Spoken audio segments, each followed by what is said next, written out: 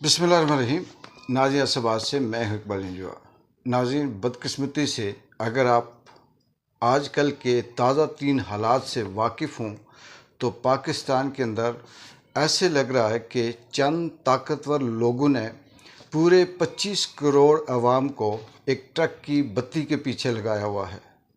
इस तरफ जाएं झूठ, अदालत में जाएं झूठ, किसी मसले में जाएं झूठ, किसी कमेटी में जाएं झूठ, और इस तरह से वो ढंग टपाऊ काम कर रहे हैं कि उनकी समझ में, कोशिश में ये है कि लम्हा लम्हा गुज़रता जाए और हमारा इक़्तिदार, हमारी कुर्सी पक्की होती जाए, और इसी दौरान कोई ऐसा बहाना, कोई ऐसा हादसा, कोई ऐसी बात सामने आ जाए जिससे कि हम उसे बनाकर पेश करके अपने आप को बरकरार रख सकें।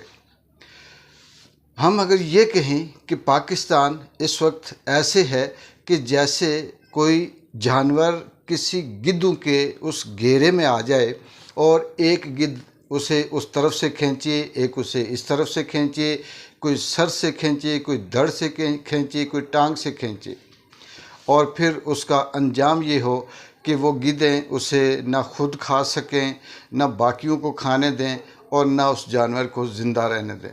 बिल्कुल पाकिस्तान के अंदर इस वक्त यही सब कुछ चल रहा है, और बदकिस्मती ये है कि यहाँ पर जुल्म ही जुल्म है, ज़्यादती ही ज़्यादती है।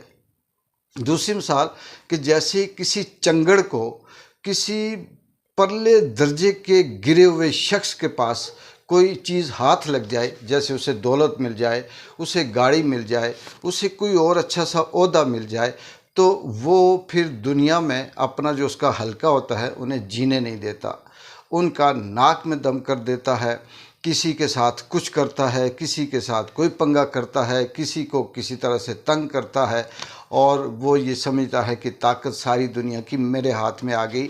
बिल्कुल यही मिसाल इस वक्त पाकिस्तान के अंदर चंद ताकतवर हलकों की है, जिसके अंदर मसखरा हुकूमत, फार्म 47 के मसखरे, जाली हुकूमत, इसमें पीपल्स पार्टी, इसमें पीडीएम, इसमें इस्टेब्लिशमेंट, इसमें जजेस, इसमें अदलिया, इसमें ब्यूरोक्रेसी, इसमें इस्टेब्लिशमेंट, सब शामिल हैं।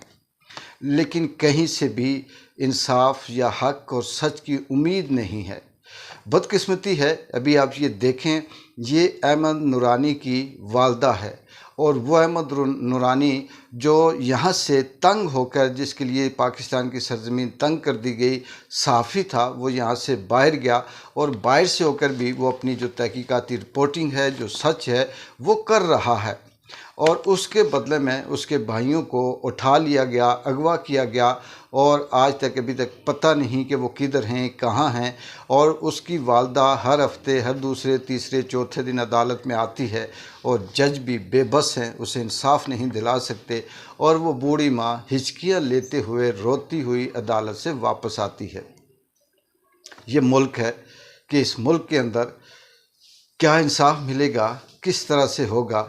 और इमरान खान, जिसको 3 साल हो गए जेल में बंद, और कहीं 3 हफ्तों से उसकी फैमिली, उसकी बहनें, उसके जो सियासी वर्कर हैं, जो सियासी पार्टी के लोग हैं या वकला हैं, उनसे मिलने नहीं दिया जा रहा, और ये ताकतवर सोचते हैं कि हम बहुत बहादुर हैं। ये शायद फितरत है जालिम की कि जालिम जब जुल्म करता है तो वो खुश होता है, वो ये सोचता है कि मैंने बहुत बहादुरी की है, और वो शायद उसे कहीं महफिल में बड़ा चढ़ाकर कहानियों की सूरत में, ड्रामाई अंदाज की सूरत में पेश करता है कि बड़े थे पीटीआई वाले, बड़े इनकलाबी थे, इमरान खान ये था, इमरान खान वो था, और हमने यूँ रखा हुआ है। नाज़रीन, इन सब को शायद कि याद तो सबको होता है, लेकिन भूल जाता है। माजी की बात नहीं है, पुरानी तारीख की बात नहीं है।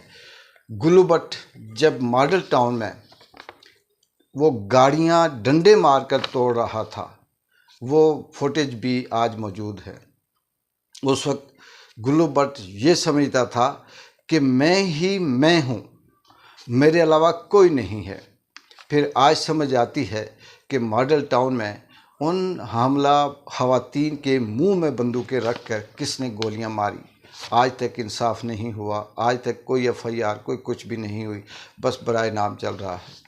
और वो गुल्लू भट्ट आज किस हालत में है, बहुत दफ़ा उसकी वीडियो आप देख चुके होंगे, जो सिर्फ आँखें खोलने की ताकत रखता है, ना बोलने की रखता है, ना उठने की रखता है, ना वो पेशाब उठ के कर सकता है और ना वो कोई बात कर सकता है। और जब उसके भाई से वो पूछने वाले ने पूछा कि कोई शर्मिंदगी कोई ऐसी, जब उसकी वीडियो आई तो लोगों ने नीचे कमेंट्स लिखे, मॉडल टाउन के लोगों की बददुआ। तो वो आज भी ये कहते हैं कि सब झूठ है।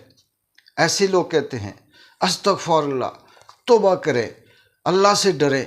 ऐसा नहीं यार, अल्लाह से सिर्फ गरीब ही डरे, अल्लाह से सिर्फ कमज़ोर डरे। और जब ताकतवर अपनी ताकत के जोबर में होता है तो वो इंसान को इंसान नहीं समझता, उसकी ज़िंदगी अजीरन कर देता है। और जब वो अल्लाह की पकड़ में आता है तो कहा यह जाता है अल्लाह का खौफ है, डरें। ये रोज़ पड़ोस में भी होता है, ये मोहल्ले गांव में भी होता है। हर गांव, हर मोहल्ले, हर पड़ोस पे ऐसा शख्स होता है जिसने अपने पड़ोसियों की ज़िंदगी अजीरन कर रखी होती है।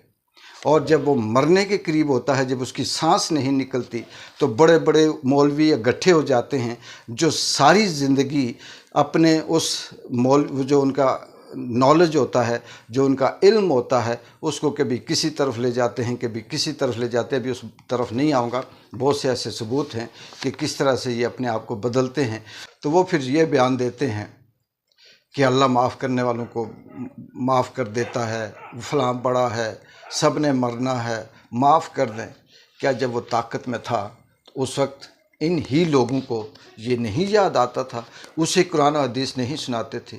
आज कहते हैं ये गुलू भट्ट वाला अंजाम नॉन लीग के साथ भी होगा, गुलू भट्ट वाला अंजाम इस्टेब्लिशमेंट के साथ भी होगा, गुलू भट्ट वाला अंजाम पीपल्स पार्टी के साथ भी होगा, गुलू भट्ट वाला अंजाम हर उस पाकिस्तानी के साथ होगा जो इस वक्त माँओं, बहनों, बेटियों, बच्चों, बुज़ुर्गों सब के साथ जुल्म कर रहा है। जो बलूचिस्तान से लेकर खैबर पख्तूनख्वा तक और खैबर पख्तूनख्वा से लेकर गिलगित तक और पुरअमन खित्ते कश्मीर के अंदर भी जो कहीं ना कहीं चिंगारी लगाने की कोशिश करता है। ये गुल्लू भट्ट वाला अंजाम, इससे कोई नहीं बचेगा। लेकिन अफसोस ये है कि ये मस्खरा चोर हुकूमत इस तरह से दुनिया में दौरे कर रही है, कभी तुर्की, कभी पता नहीं कौन कौन से ऐसे वो नाम मुल्कों के अंदर वहाँ मिलते हैं, जैसे शायद कि नई नवेली दुल्हन कहीं से शादी करके आती है और वो कभी एक के घर दावत, कभी दूसरे के घर दावत, कभी तीसरे के घर दावत, और वो अपने वो जो फ़ोटो सेशन है वो करवा रही होती है। ये दावतें भी एक लिमिटेड है। ये जुल्म, ये बर्बरियत पाकिस्तान के अंदर इंतहा हो गई है और इमरान खान को सिर्फ इसलिए बंद रखा हुआ है। और ये जो बार बार सब कहते हैं कि पीटीआई कंप्रोमाइज़ हो गई, कंप्रोमाइज़ इसलिए है कि इस्टेब्लिशमेंट ने सबको ये बता रखा है कि इमरान खान वापस नहीं आएगा। आप बेफिक्र हो जाएं, बाद में हम आपको ये बना देंगे, वो बना देंगे। इमरान खान भी आएगा बाहर और इमरान खान को ये कुछ भी नहीं कर सकते। मैं ये नहीं कहता, मैं कोई ये प्रिडिक्शन नहीं करता कि सियासी, समाजी, फ़लाँ ये वो। मैं सिर्फ उस अल्लाह की ज़ात पे जिस तरह से वो इम्तिहान लेती है, जिस तरह से उसने इस वक्त तक इमरान खान को रखा है, जिस तरह से इमरान खान के माइंड को चेंज करने नहीं दिया जाता कुदरत की तरफ से, ये सब इशारे इस तरफ जाते हैं कि इमरान खान को ये कुछ नहीं कर सकते। ये नंगे होते जाएंगे, नंगे होते जाएंगे, नंगे होते जाएंगे और एक वक्त आएगा कि इन्हें यह ज़मीन फिर जगह नहीं देगी। इकबाल जंजो को इजाज़त दें। अल्लाह हाफिज़।